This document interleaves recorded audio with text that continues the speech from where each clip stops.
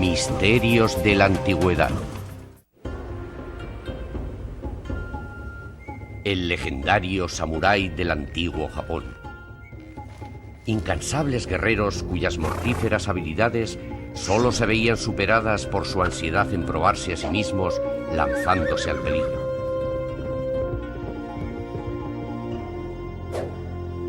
¿Cómo era posible que aquellos caballeros de la espada fueran también unos hombres de un refinamiento exquisito? La mano que creara aquellas delicadas representaciones también mataba a tantos como a 60 hombres.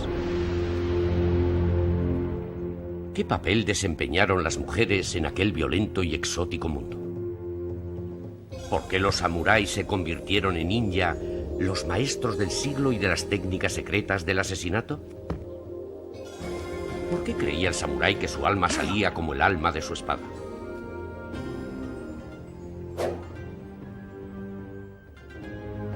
¿Cómo se utilizó el legado samurái para inspirar a los pilotos suicidas de la Segunda Guerra Mundial?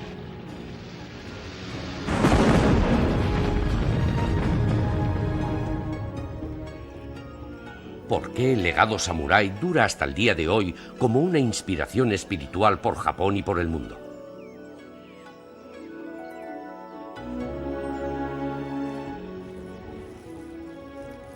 Ven con nosotros para introducirnos en el reino de la aventura de vida y muerte, de la belleza exquisita y del misterio intrigante. El reino de los samuráis.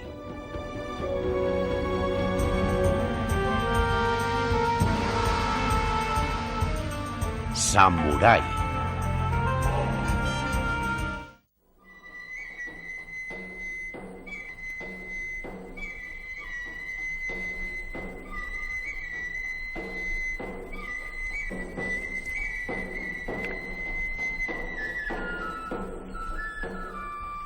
El Japón.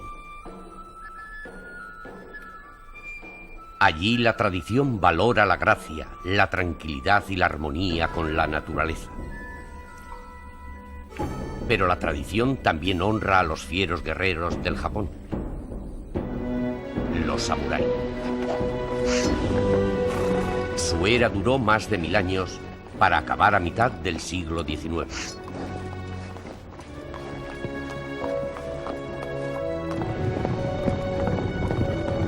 A veces vagando solos en busca de la fama y de las riquezas, con frecuencia luchando en las complejas guerras civiles del Japón, los samurái han podido ser quizá los guerreros más efectivos y terroríficos de la historia.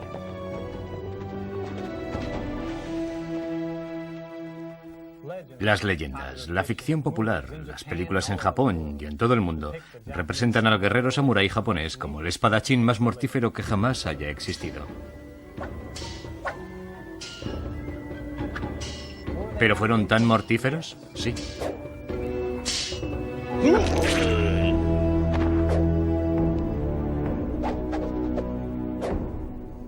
¿Fue solo la técnica, pura y simple habilidad en el manejo de la espada, la que hacía al samurái tan mortífero, o habían destapado las fuentes casi mágicas de la fuerza y del coraje a través de la contemplación de la belleza y de la naturaleza?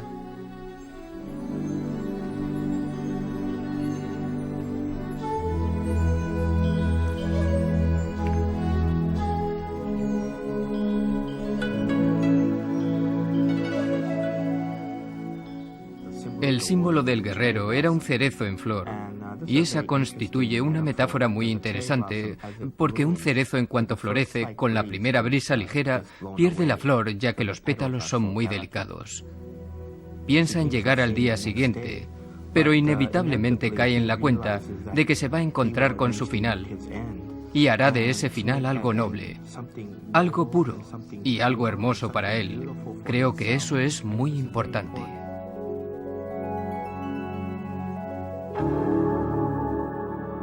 ¿Fue por eso por lo que los samurái pudieron empuñar las armas con la gran intensidad que les ha hecho legendarios? ¿Fueron eficaces porque no estaban dominados ni distraídos por el miedo a la muerte?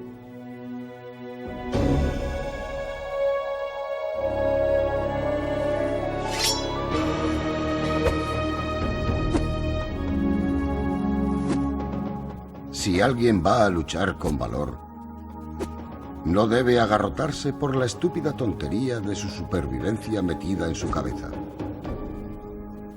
Hagakure, el libro de los samuráis.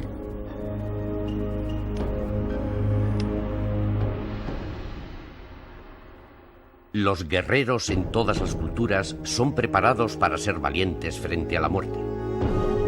Lo que hizo que los samuráis fueran únicos es que ellos con frecuencia elegían la muerte. Si era derrotado en la batalla o caía en desgracia por otra clase de fracaso, el honor exigía el suicidio, pero el samurái no podía matarse como otros podrían hacerlo, tomando veneno o cortándose las muñecas. La tradición exigía un ritual mucho más tremendo, a veces llamado seppuku, a veces harakiri. El samurái hundía su espada en lo más profundo de su costado izquierdo de su abdomen. Luego lo remataba con un tirón hacia arriba de la hoja.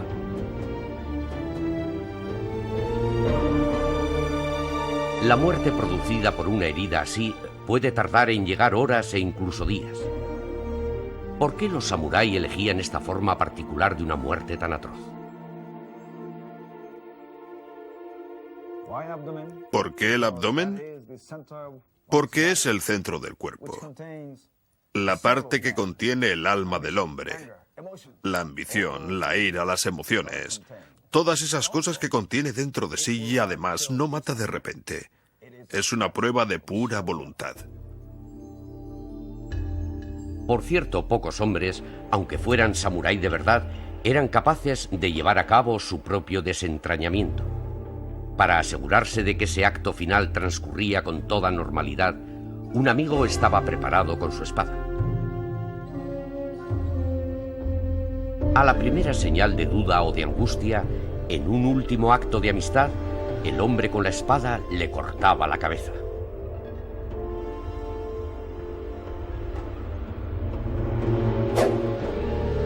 En ese momento crucial, el mismo instante de la muerte, se tomaban todas las precauciones para evitar todo aquello que pudiera resultar poco delicado u ofensivo. Ahora bien, cuando le seccionaba la cabeza dejaba un poco de piel tal que aquí en la parte delantera, lo cual exigía gran destreza, con el fin de que la cabeza no cayera rodando insultando a la gente. Para la sensibilidad moderna occidental, los samuráis pueden parecer un misterio impenetrable, pero eran humanos. ¿Cómo llegaron a tener esa visión tan única de la vida y de la muerte?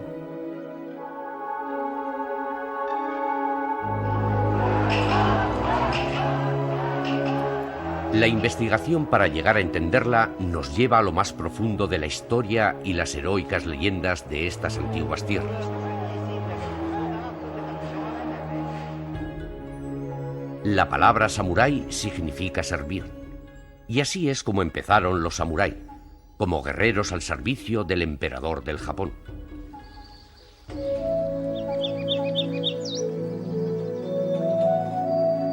El Japón, un país dividido por profundos cortes de montañas, resultaba muy difícil para que un gobierno central subyugara y gobernara a sus habitantes. El emperador necesitaba un cuadro de guerreros a caballo que pudieran moverse rápidamente para reforzar su autoridad, incluso hasta en las aldeas más remotas. Los samurái empezaron su trabajo haciendo de cobradores de impuestos. Empezaron a finales del siglo VIII y principios del IX. Necesitaban tipos duros, ásperos, para salir y sacudir a los aldeanos para conseguir suficiente arroz y cosas por el estilo. De modo que se servían de dichos guerreros, gente que monopolizaba la violencia para recoger los impuestos. A medida que fue transcurriendo el tiempo, los siervos guerreros del emperador cayeron en la cuenta de que podían convertirse en amos. Para el año 1300, los samuráis se hicieron con el control de las provincias y distritos que antaño habían estado administrando para el emperador.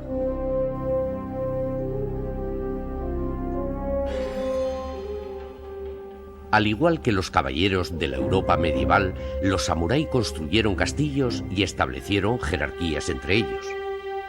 Los guerreros samuráis servían a los generales samurái, y los generales samurái servían a los señores de la guerra samurái. Durante mucho tiempo en la historia del Japón, el emperador fue una figura respetada sin poder real.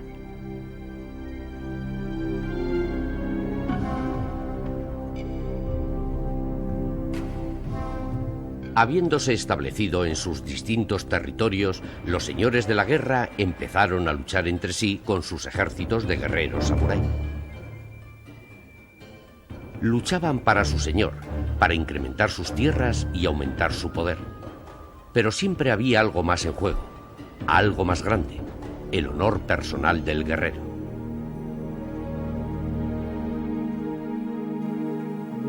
No hay nada que esté por delante del honor, ni tu propia vida, ni la de tu familia, ni la de tus amigos. Absolutamente nada. Hay un dicho popular entre los guerreros: la vida de uno es limitada, pero su honor durará en las generaciones venideras, siempre.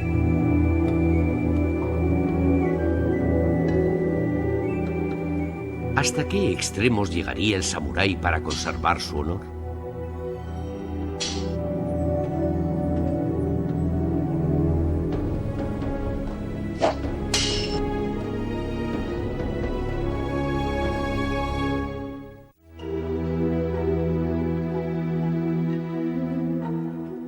Durante más de 300 años, comenzando en el siglo XIV, Japón fue destruido por unas guerras civiles periódicas.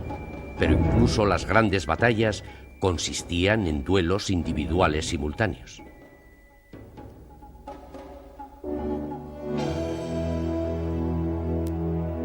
En principio, entre los samurái, realmente es una cuestión de dominio entre los varones para saber quién es el más poderoso, quién es el líder más grande entre todos los varones.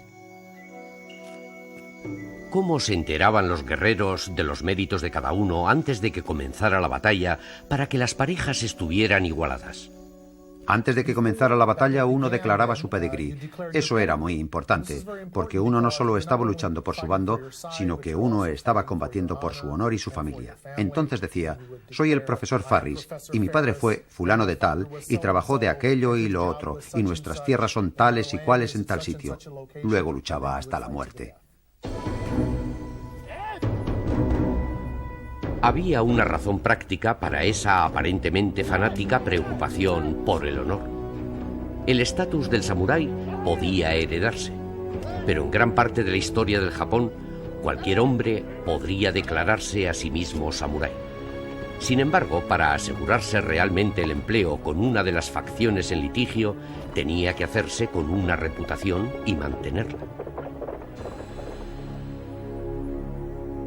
Incluso la armadura de cuero que frecuentemente llevaba el samurái servía para algo más que para protegerle. Proclamaba su presencia. Era un samurái con el que había que enfrentarse. Los samurái no solo fueron buenos luchadores, sino que tenían que vestirse con sus mejores galas para la ocasión. Tenían unas armaduras preciosas con hilos de varios colores. Disponían de grandes cascos, de modo que cuando se combatía con un samurái y se derribaba a uno, la cosa era toda una hazaña. Las protecciones en la cara y las máscaras aumentaban el aspecto fiero del samurái. Algunos héroes, sin embargo, elegían demostrar su desdén hacia el peligro y aparecían serenos en medio del combate, con los labios y las mejillas pintados de rojo. Por ejemplo, de Minamoto Yoshichane, uno de los grandes generales del siglo XII, se decía que llevaba un maquillaje tan bonito, que estaba tan bien maquillado, que algunos le tomaron por una mujer. Las batallas empezaban, y se luchaba con tanto estilo y honor que solo podían acabar de una manera, con la muerte de uno de los guerreros. Tanto si los mataban allí mismo, como si cometían suicidio en reconocimiento de la derrota, la muerte en el campo de batalla casi siempre entrañaba la decapitación. Antes de que el guerrero saliera a combatir, quemaba incienso en el interior de su casco, por si caía en combate y su cabeza era cogida como trofeo. El olor sería agradable para el vencedor, Y eso era muy importante para el samurái. El seguir con su nobleza en la misma muerte y después de la muerte.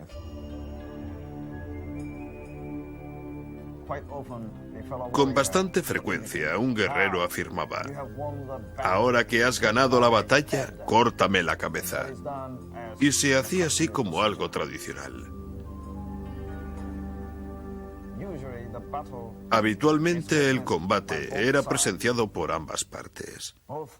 Ambos admiraban el valor, y una vez que se había cortado la cabeza, los dos bandos, el del enemigo y el propio, aplaudían el coraje, el valor, el honor y la dignidad.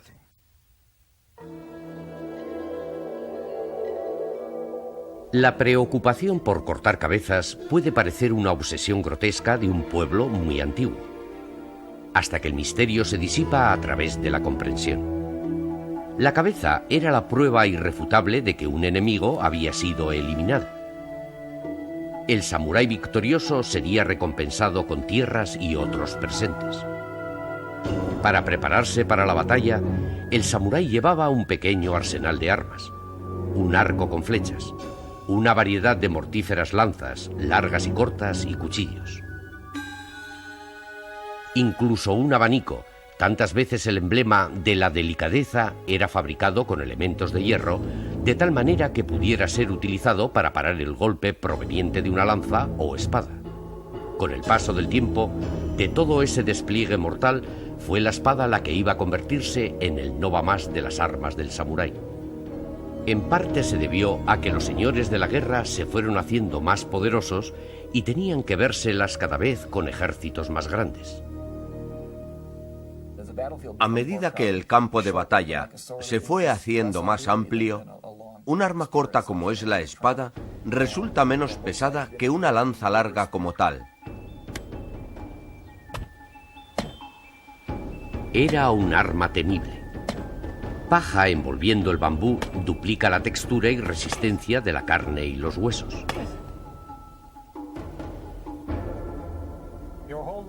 La vida de uno estaba centrada en el uso de la espada en la batalla, y al final, si uno se suicidaba o llevaba a cabo un seppuku, moría a manos de su propia espada. Por lo tanto, no se iba y se compraba una espada en la tienda de al lado. Uno tenía que tener la espada perfecta, hecha por un gran artesano.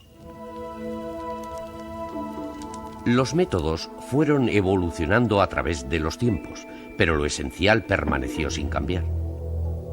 El hierro era calentado hasta conseguir el color del sol de la mañana, y luego era doblado y machacado una y otra vez, doblándolo cada vez en 6 capas. 4 dobles se convertían en 16 capas, 8 en 64 capas. Las espadas mejor acabadas tenían tantas como 1.000.000 de capas. Eso es lo que da a la espada su flexibilidad, corte y fuerza única.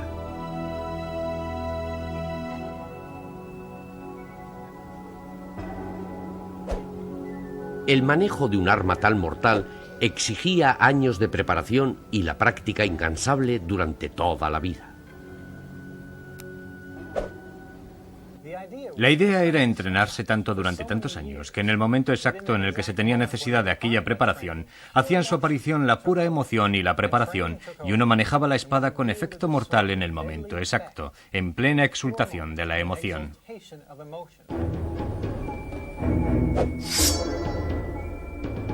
Con el tiempo, la espada se convirtió en el auténtico emblema del estatus del samurái y más cosas. Se le atribuyeron cualidades místicas. Había espadas que eran consideradas como buenas y malas. Hay una mística que dice que una vez que una espada ha empezado a ser utilizada para matar, seguirá queriendo matar. Yo mismo, descendiente de un samurái, creo que la espada tiene alma. Lo que siento es que la espada y el samurái emergen como un solo ser. Emerge una unión espiritual. Pero ¿qué le ocurre a la humanidad y a la conciencia de un hombre cuando un hombre funde su alma con la de la espada?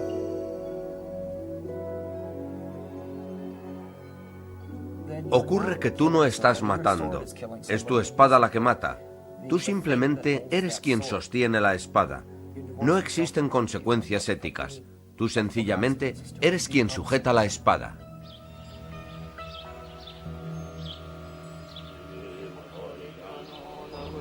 De hecho, muchos samuráis se sentían profundamente turbados por sus vidas de asesinos. Muchos eran budistas y todo ello entrañaba un doloroso dilema. El budismo predica ciclos de nacimiento y renacimiento, es decir, de reencarnación, y cada vida depende de las virtudes y pecados de la vida anterior.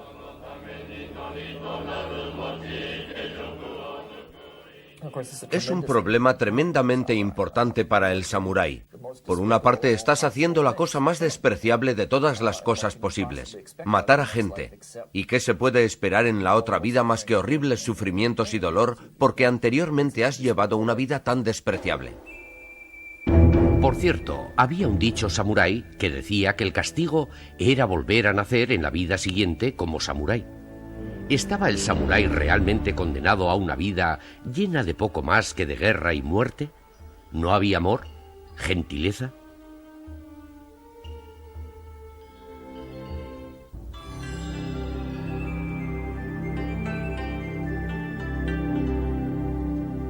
Para muchos en Occidente, este es el modelo de la mujer tradicional japonesa, obediente y gentil. Pero existe otra faceta en ella. En la literatura y películas japonesas, las mujeres aparecen como feroces guerreros muy capaces. Hay una en particular cuyo nombre es Tomoe. Era más fuerte que la mayoría de los hombres. Era capaz de matar, montar a caballo, por lo tanto es la heroína del Japón. Hay una historia que dice que un líder enemigo se enfrentó a ella en los caballos. Él trató de matarla, pero erró su espada y le agarró de la manga y arrancó la manga.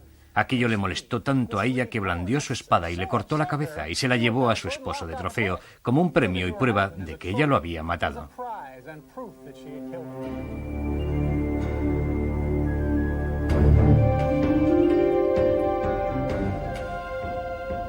Por cierto, las mujeres guerreras eran raras, pero no había nada especial en que las mujeres tuvieran un estatus samurái. Una vez que un hombre se había convertido en samurái, dicha distinción pasaba a todos sus descendientes, varones y hembras. Las mujeres samurái gobernaban una casa que con frecuencia implicaba una operación granjera grande y compleja.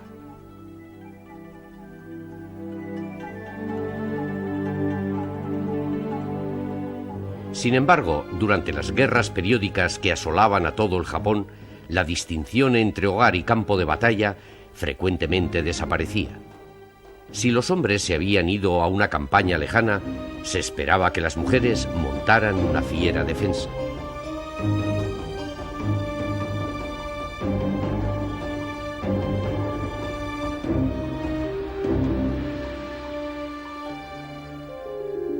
Defensa, gobierno de la casa, procreación.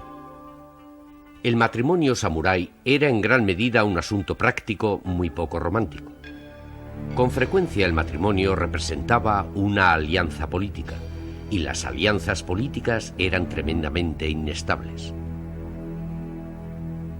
Al samurái se le aconsejaba que durmiera siempre con la espada, porque un samurái no tenía que confiar en su esposa.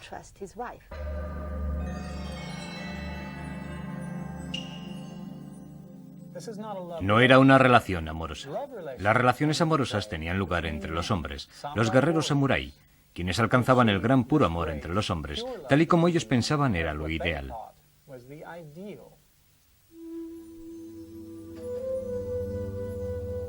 En realidad, era normal en la sociedad japonesa de aquellos tiempos el que tuvieran lugar estas diferentes formas de relación sexual. Categorías en las relaciones como la bisexualidad, homosexualidad, heterosexualidad no existían en el vocabulario suyo. Todas estaban bien. Hay muchas cosas en los samurái que confunden las expectativas de lo que se espera de la vida de un guerrero. Con frecuencia tengo el presentimiento de que los occidentales piensan que los samurái eran unos asesinos violentos, pero eso no siempre era así. Claro que a veces luchaban y que mataban y todo eso, pero eran una gente muy culta que escribía, estudiaba, etc.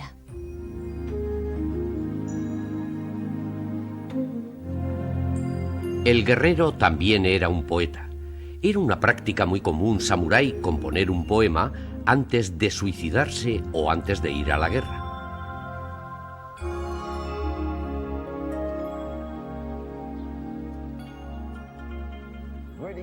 Aquí tenemos un gran ejemplo del último poema de despedida escrito por Katsuie, un gran señor de la guerra. Noche de verano. Camino a los sueños que siempre flotan en las nubes. Oídme, pájaros de la montaña.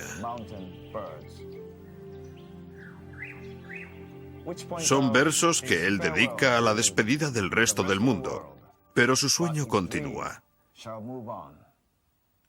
En esta batalla él combatió como un guerrero, pero su coraje seguirá viviendo. Esta es su resurrección espiritual. Ese es el significado del poema.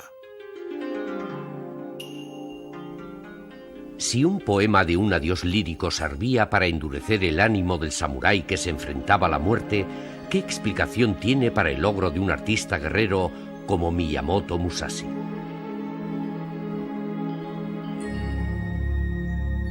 Sus cuadros y esculturas forman parte muy apreciada de muchas colecciones en todo el Japón. Musashi también fue un maestro con la espada. La misma mano que creó estos cuadros tan exquisitos cortó la cabeza de al menos 60 hombres.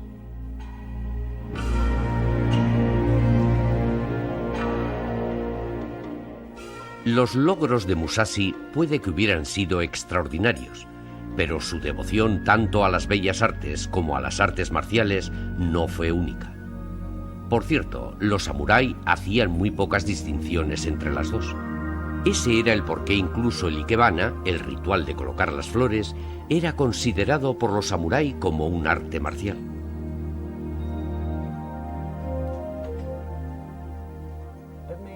Desde luego no parece que fuera un arte muy mortífero en el campo de batalla. ¿Pero es un arte militar? Sí. Prepara y entrena la mente de uno. Una mano, una mente se convierten en uno, de la misma manera que ocurría con la espada. Dentro de ese mundo de belleza y valor había sin embargo otro mundo, un mundo de sombras en el que todos los valores estaban vueltos al revés. Estaba habitado por unos hombres que no llevaban ninguna insignia y se movían en el silencio, los ninja.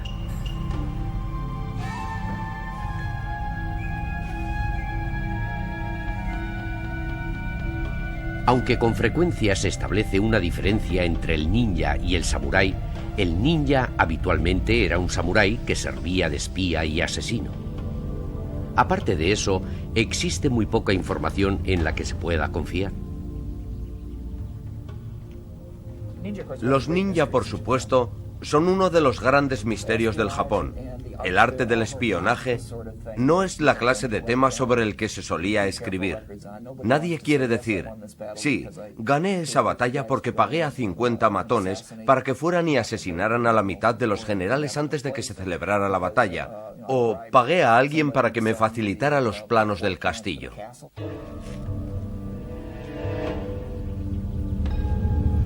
¿Qué papel importante desempeñaron los ninja en el resurgimiento y caída de las grandes casas samurái? ¿Cuántas muertes atribuidas a enfermedades o accidentes fueron obra suya? Es probable que la verdad no se sepa nunca.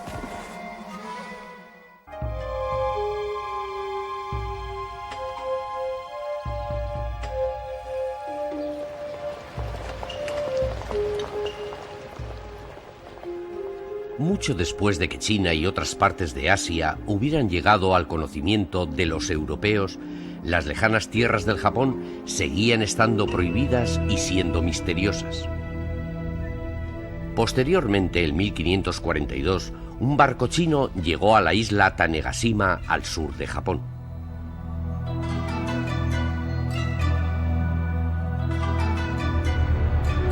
En la tripulación del barco iban algunos marineros portugueses, los primeros europeos en llegar al Japón. Todo en estos extraños visitantes suscitó el interés de los japoneses, sobre todo sus armas.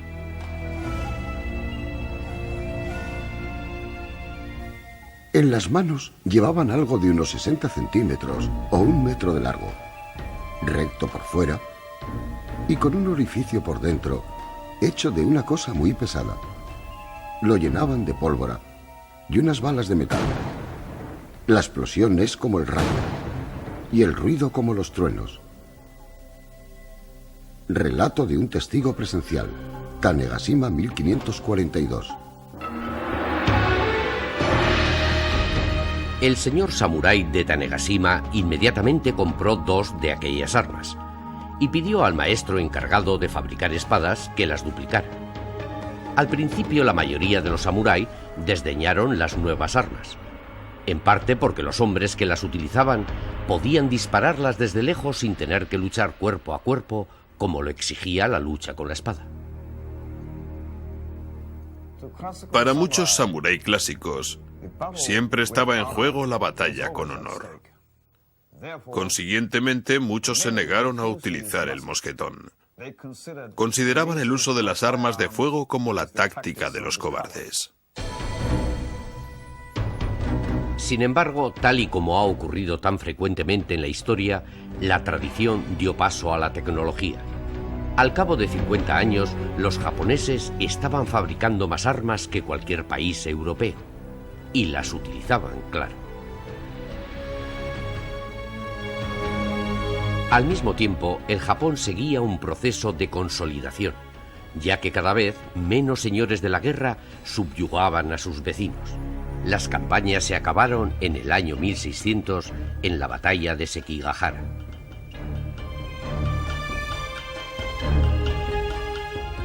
En Sekigahara fue la pólvora la que ganó al final la batalla en favor de las fuerzas del señor de la guerra Tokugawa Ieyasu, cuya dinastía gobernaría finalmente un Japón unido y en paz.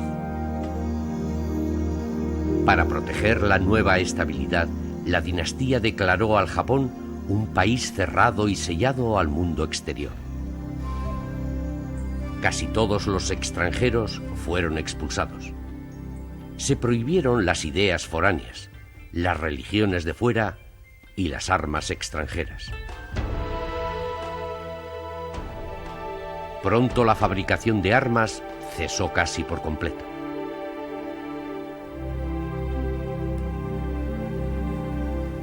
Esa nueva era duraría 250 años. Generación tras generación vivieron y murieron sin conocer la guerra. Pero ¿qué papel desempeñaría el samurái en Japón en tiempos de paz?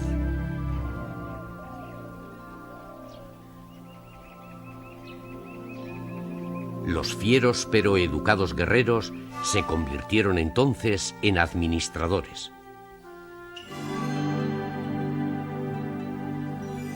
Controlaban la producción de arroz, redactaban las leyes y a veces hacían de jueces. Sin embargo, hubo incluso una transformación mayor y profunda. Se crearía un nuevo y gran ideal. Pensaron sobre quiénes eran y trataron de definirse a sí mismos. En aquel proceso idealizaron su función, de modo que de allí salió un código con una teoría muy idealizada sobre cómo deberían y debieron haberse comportado. El código recibió el nombre de Bushido, el camino del guerrero. Sigue el concepto de que el honor es más importante que la vida misma, pero el concepto del honor quedó ampliado.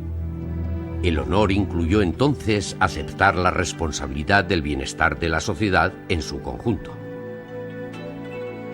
El nuevo ideal fue sometiéndose con el paso del tiempo a pruebas muy serias.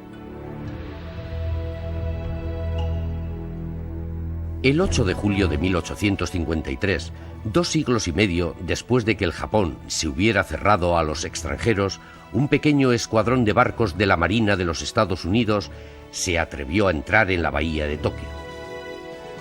Los americanos dieron un ultimátum: o abrís el Japón al comercio o sufriréis las consecuencias.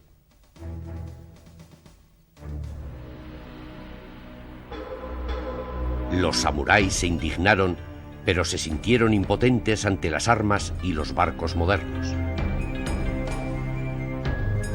Enfrentados con la amenaza del dominio occidental, los samuráis sabían que Japón se haría fuerte si se hacía moderno tan rápidamente como fuera posible.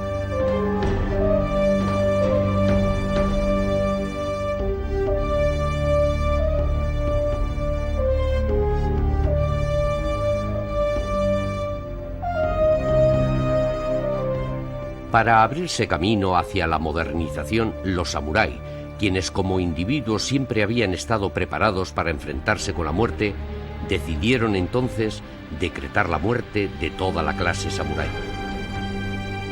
Se abandonó el uso de la vestimenta tradicional y renunciaron a los antiguos privilegios samurái. El Japón sería como los demás países, con una constitución y un monarca.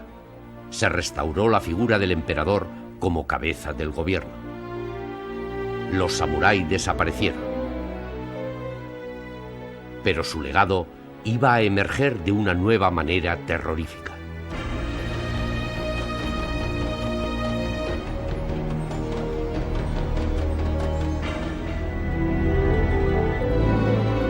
Ya en los primeros años del siglo XX, los modos y maneras de los samurái habían quedado relegados en gran parte al olvido como reliquias desechadas de un pasado trasnochado.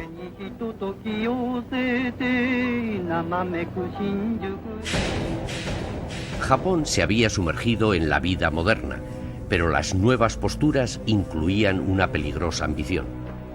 Los líderes japoneses soñaron con conquistar un vasto imperio allende los mares.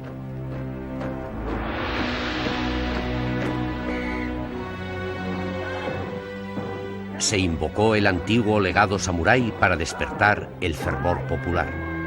Todos los japoneses debían de estar preparados para luchar con el incansable coraje y autosacrificio samurái.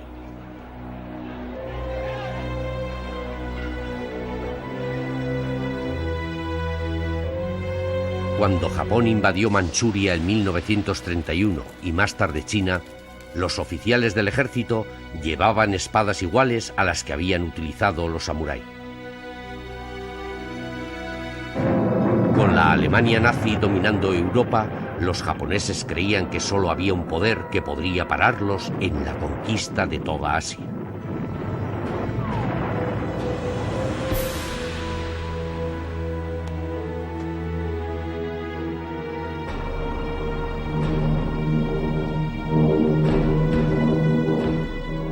El ataque japonés a Pearl Harbor se suponía que había destruido la capacidad de Norteamérica para luchar en el Pacífico. Mientras las fuerzas japonesas continuaron barriendo por toda Asia, impusieron un reino de terror. La orgullosa espada samurái fue utilizada para asesinar a civiles y a prisioneros de guerra.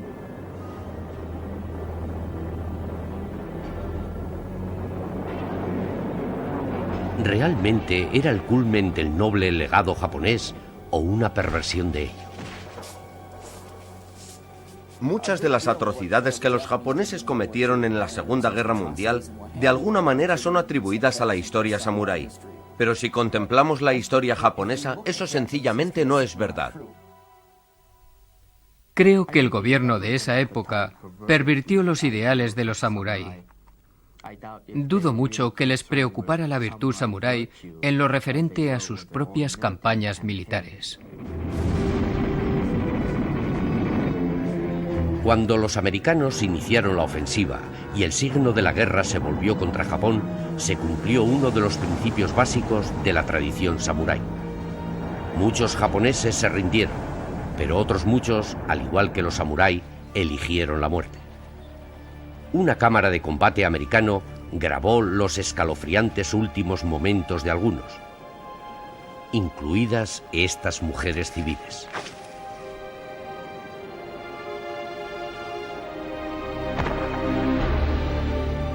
En 1943, el suicidio se había convertido en una manera de combatir.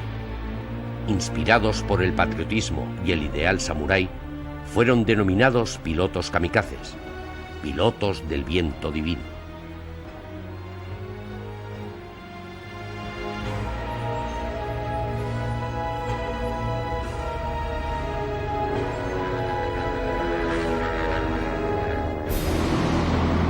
Su misión: atacar, no con bombas, sino consigo mismos. Deliberadamente, ellos lanzaban sus aviones contra los barcos norteamericanos.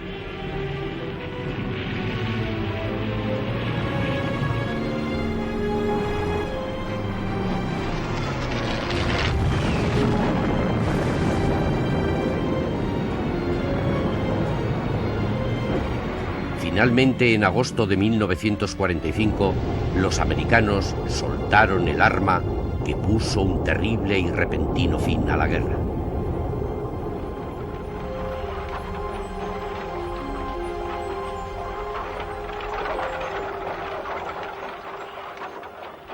Inmediatamente después de la derrota de la Segunda Guerra Mundial, la ética samurái del Bushido, el camino del guerrero, no fue muy bien vista por el pueblo japonés.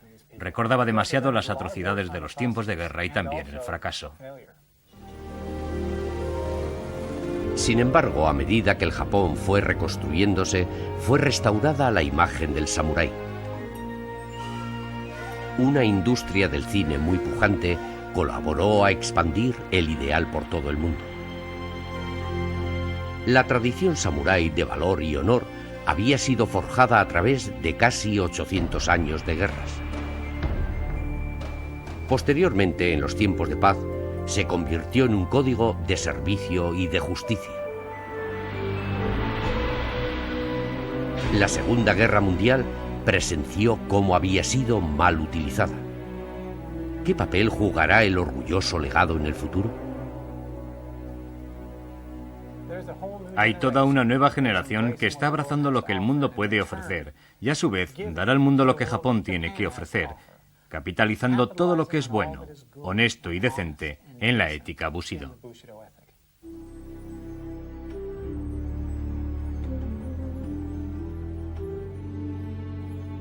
Aquel que dedica su vida a una sola causa, sin esperar la recompensa, ni la fama, ni la gloria, y que se dedica a hacer el bien a la comunidad.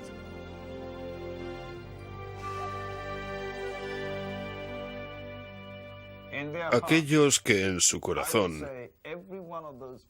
se dedican a hacer el bien a los demás, esos ya son samuráis.